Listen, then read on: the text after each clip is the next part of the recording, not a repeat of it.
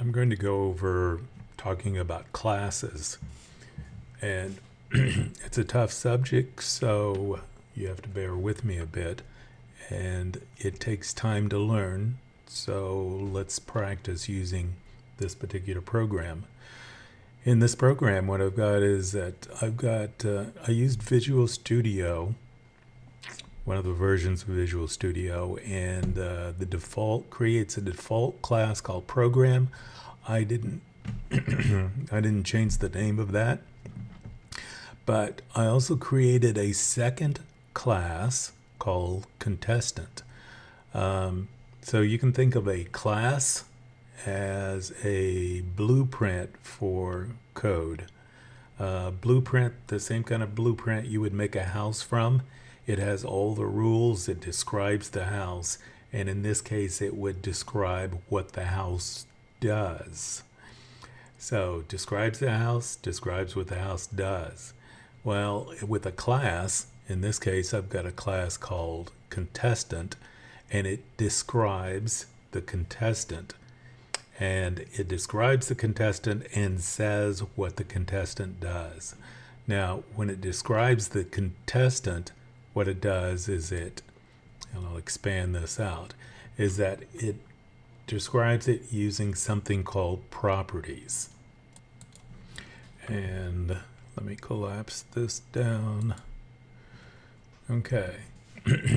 So, contestant is a class, but like I said, it's like a blueprint.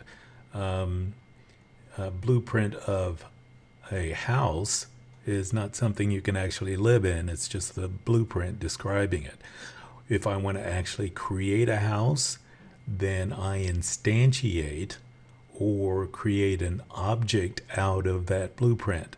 So out of the house blueprint, I would actually go and make or create a house. So let's go ahead and do that. I'm going to go up here too. So when the program runs, it's going to come to my program class, and in my program class I have a main method, and it's going to start there. So I'll expand this and I'll collapse this back down for now. So when the program first runs, the first thing that happens is I create these three constants. These are not going to change. They're in capital letters, so it means that these are constant. These values are not going to change. So I declare them here. They're integers, and throughout the program, these values are not going to change. They're constant. And then a couple of variables, integers, number, and revenue. And then I come down here to contestant. And I have my class called contestant, and what I'm about to do is make an object out of this class. So I'm going to make a real contestant out of this blueprint. The basics of this are, what I could do is just say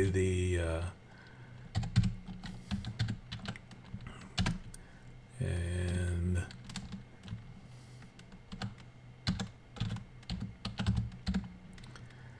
I can say out of contestant, make a object called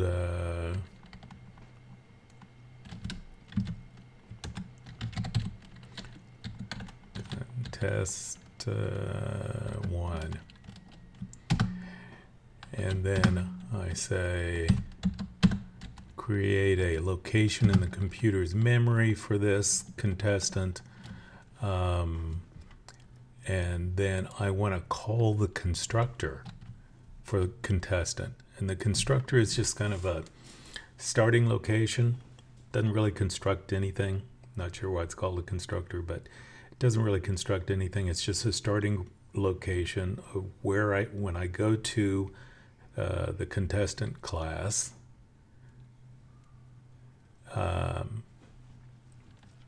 it has a starting location for me. So I'll say,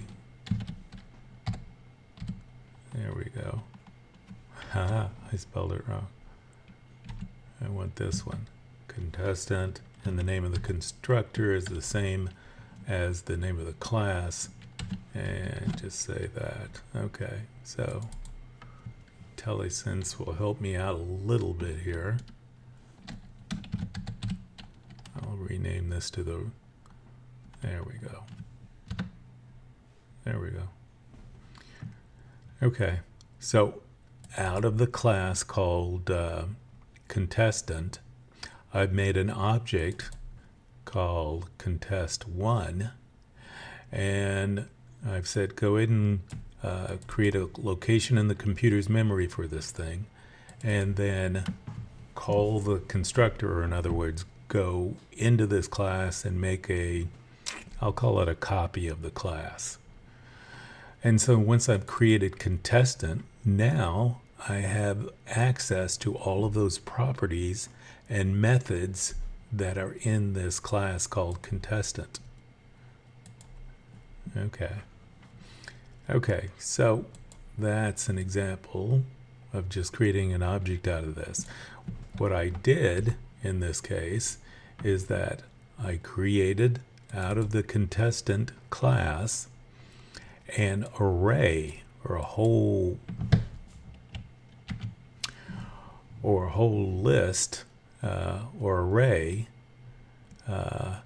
and call them contestants. And I went into the constructor, and when I went into the constructor, I passed the value 30, which is the max number of contestants. Okay, so in the next step, I call this method called getContestantNumber, and I pass in these two values, minimum number of contestants and the maximum number of contestants. And then I've got my method that I've created, private static, and I'm going to create an integer. I'm going to return an integer value when I call this. I can expand this and see that I've got some logic in here, and then I return a number after I've done this. And then when I return that number, it gets stored into num, which I've defined in this. So int num has the scope of this main method. So you can use it in one of these other methods. You can use the variable num in some of these other methods. It's not global, so you can use it locally.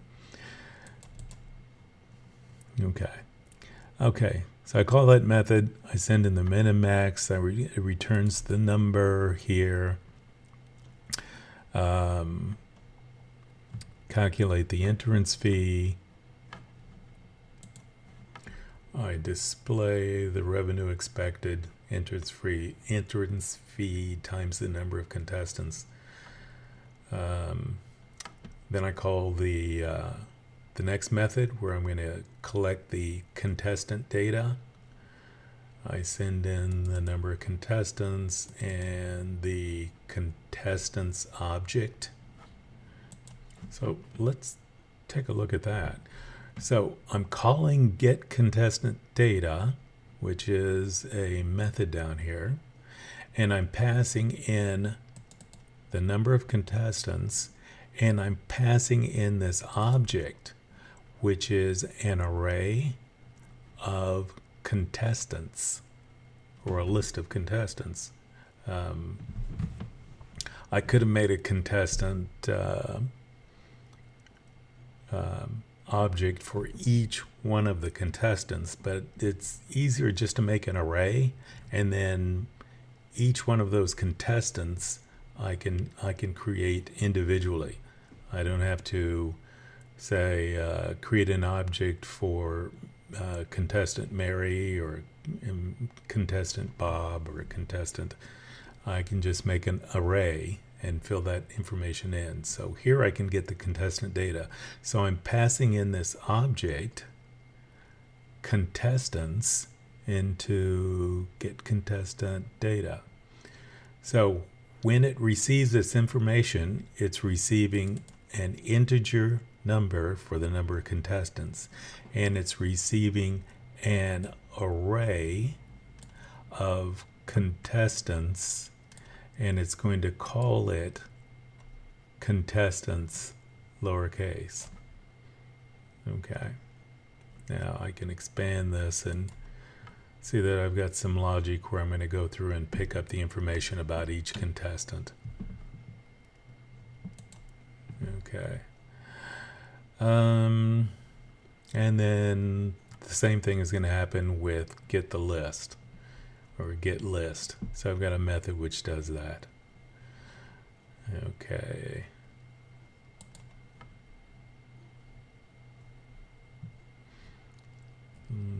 Look at that. Okay. That's really the basics of this. We create a object out of this class, and in this case we created an array of objects, not just one object but a whole list of objects up to the maximum number of contestants. And then we've broken down our code into methods where each method has its own unique thing that it does, and that's pretty much it. Okay, got the contestant class which we created, and